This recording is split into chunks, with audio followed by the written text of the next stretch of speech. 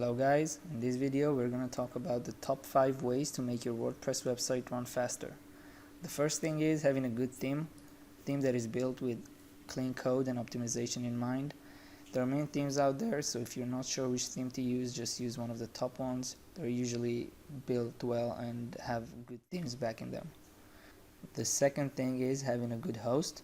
There are many good hosting companies out there, but it doesn't depend only on the hosting company you choose, because it also depends on the number of visitors you have.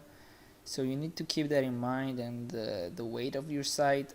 You need to purchase a plan according to your WordPress site. The third thing you need to do is use a good caching plugin.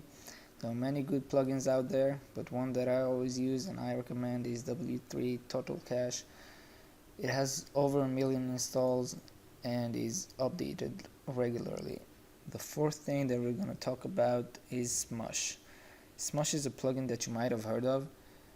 Basically, all it does is compress your images and make your website load much faster, because the images that have big sizes really slow down your website. The fifth and final thing we're going to talk about is not loading all your posts on your homepage, which is a mistake that many people make.